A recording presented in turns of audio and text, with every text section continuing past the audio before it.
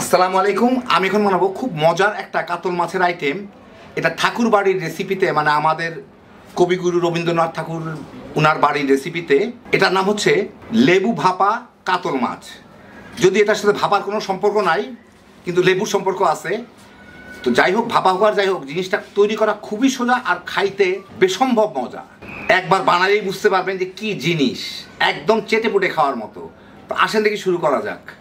আমি এখানে 5 পিস কাতল মাছ নিয়ে নিছি, পেটি পিঠ আলাদা আলাদা করে কাটা, মানে এইভাবে কাটা। এর সাথে একটু হলুদের গুঁড়া দিব, সামান্য একটু লবণ, আর প্রায় 1 টেবিল চামচ লেবুর রস। এইটা দিয়ে এটাকে একটু মেখে রেখে দিতে হবে প্রায় 10-15 মিনিট, ভালো মতো যাতে লাগে। এই 10 মিনিটের মধ্যে আমি আরও 2-1 বার উল্টা পাল্টা দিব যাতে আবার ভালো মতো লাগে। এখন এটা দেখে বাকি জিনিসগুলো আমি রেডি করি। আমি এখানে 3-4টা পেঁয়াজ এরকম কেটে নিলাম, সব মিলায় যাতে ব্লেন্ড করলে 1 কাপের মতো হয়। এগুলো আমি কি বেটে নিব অথবা ব্লেন্ড করে নিব, তো আমার বাটার সুবিধা নাই, ব্লেন্ড করে নিব আমি। 1 কাপের মতো যেন হয়। আমি এখানে 2 চা চামচ মরিচের গুঁড়া নিছি। এই রান্নাটায় বাটা মশলা ব্যবহার হয়, তো আমাদের যেহেতু বাটা মশলা না, এই মরিচের গুঁড়ার সাথে আমি অল্প একটু পানি দিয়ে একটু ভিজায় রাখবো। ভিজায় রাখলে এটা অনেকটা বাটা মশলা টাইপের হয়ে যাবে আর কি, ফুলে যাবে। 10-15 মিনিট এটা ভিজতে থাকুক, তাইলেই হবে। প্রায় 20-25 মিনিট পরে এই যে দেখেন, এই মাছগুলো একটু সাদাতে সাদাতে হয়ে যায়, কিন্তু এখন আমি আরেকবার উল্টায় দিই। যাই হোক, উল্টায় রেখে দিই পাশে। এখানে আমি 2 টেবিল চামচ তেল নিয়ে নিচ্ছি, সরিষার তেল। এর সাথে আমি অল্প একটু ঘি দিব। সাধারণত ঘি রান্না করা হয়, তো আমাদের এত ঘি দেওয়ার হাউস নাই, সামর্থ্য নাই। অল্প একটু ঘি দিলাম যাতে ফ্লেভার একটু আসে আর কি। এর মধ্যে 2টা শুকনা মরিচ একটু ফোড়ন দিব কয়েক সেকেন্ডের জন্য। মরিচটাকে পোড়াবো না, কয়েক সেকেন্ড নাড়াচাড়া করেই আমি এই যে পেঁয়াজ বাটাগুলা, এই বাটাগুলাকে ওর মধ্যে দিয়ে দিব। দিলেই ফুটতে শুরু করবে, সাবধানে দিয়ে দিই।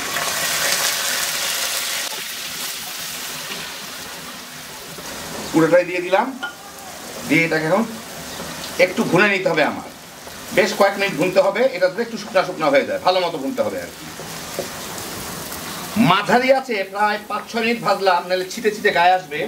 এখন এর মধ্যে আমি 1 টেবিল চামচ আদা কুচি দিয়ে দিব। বাটাও দেওয়া যায়, কুচিটা খাইতে নাকি ভালো লাগে, কুচিটা দাঁতের নিচে পড়লে বেশ আলাদা একটা টেস্ট আসে, সেই জন্য আমি কুচিটা দিলাম। অথেন্টিকভাবে করার চেষ্টা করতেছি। আর কয়টা কাঁচামরিচ দিয়ে দিব, দিয়ে এইটাকে একটু ভেজে নিব আমি এর সাথে।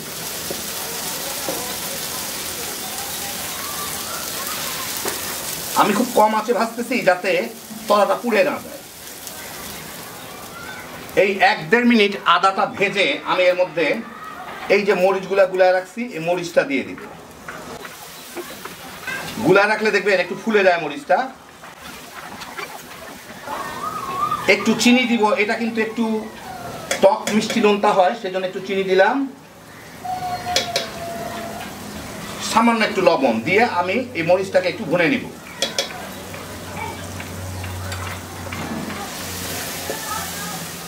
মিনিট 2 ভুনেই আমি এর সাথে এর উপরে এখন এই মাছগুলাকে দিয়ে দেবো। এগুলো একটু ছড়াই দিয়ে দিই চতুর্দিকে।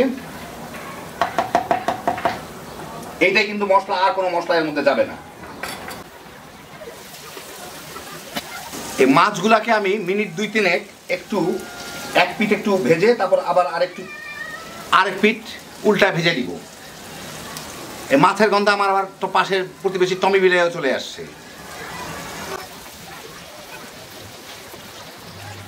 একটু এভাবে একটু নাড়াটাড়া দিব যাতে তলে লেগে না যায়, আবার তলের দিকটা পুড়ে না যায়।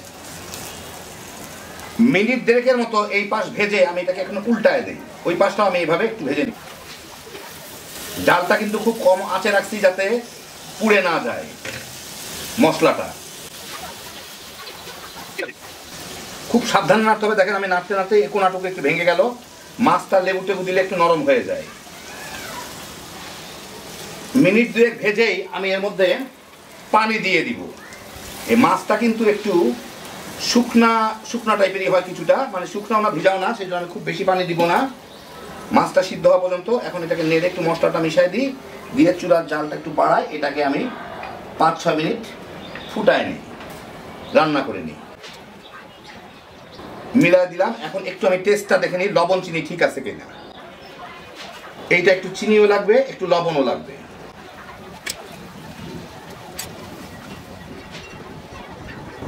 এখন ঠিক আছে, এইটাকে আমি একটু ফাঁক করে ঢেকে জাল দিব যাতে ঝোলটা কিছুটা শুকায় যায়, কারণ খুব বেশি না, 5-6 মিনিট রান্না করলেই হয়ে যাবে। এটা প্রায় 5 মিনিটের মতো এই সাইডটা রান্না করলাম। এখন এটাকে উল্টায় দেই। দেখি তলায় লাগছে না, তলায় লাগে নাই, সাবধানে একটু উল্টায় দিতে হবে। এর এত কম মশলায় ঘ্রাণটা যে এত অসাধারণ, রান্নার সময় টের পাবেন, চিন্তা করতে পারবে না। শুধুমাত্র কেমন করে মরিচ, পেঁয়াজ আর আদা দিয়ে এত সুন্দর ফ্লেভার আসে। বাস, এখন এই সাইডটাকে মিনিট 5 আমার জাল দিলেই হয়ে যাবে, আর একটু শুকায় যাবে ঝোলটা। দারুণ মজার একটা জিনিস। 5 মিনিট পরে আমি চুলার জালটা বন্ধ করে দেই, একটু ঝাঁকায় দেখি তবে লাগবে নাকি, প্রায় লাগা লাগা ভাব। হ্যাঁ, বাস সুন্দর হয়ে গেছে, আর কোনো কিছু না। ঝোলটা আর একটু শুকায় যাবে, একটু রাখলেই। আপনাদের আমি বেড়ে দেখাচ্ছি। তো এই দেখেন হয়ে গেল আমার ঠাকুর বাড়ির রেসিপিতে কাতল মাছ ভাপা বলে এইটাকে, লেবু দিয়ে কাতল মাছ ভাপা। ভাপা কেমন করে হলো আমি জানি না, আমি ওদের রেসিপিটা খালি ফলো করলাম, কিন্তু খাইতে অসাধারণ। শুধুমাত্র 3টা মশলায়, মানে মরিচ বাটা, আদা কুচি করা আর পেঁয়াজ, এতে যে এত অসাধারণ স্বাদ হয়, একবার না বানায় খেলে বুঝবেন না। এত কম সময়ে এত সহজে রান্নাটা যে চিন্তাই করা যায় না। তো যারা মাছ পছন্দ করেন, একটু ডিফারেন্ট টাইপের রেসিপি একবার বানায় দেখেন, স্বাদ মুখে লেগে থাকার মতো হ্যাপি জোশের একটা আইটেম। গরম ভাতের সাথে তামা তামা করে খায় ফেলাইতে পারবেন। যাদের ডায়াবেটিস আছে, চিনিটা আপনারা প্রথমে না দিয়ে শেষের দিকে আপনাদের অল্টারনেট সুইটনারটা মিলাই দিয়ে তাইলেই হবে। আল্লাহ আপনাদের সবাইকে ভালো রাখুন, সুস্থ রাখুন, নিরাপদে রাখুন। ইনশাল্লাহ বেঁচে থাকলে আবার দেখা হবে। আল্লাহ হাফিজ।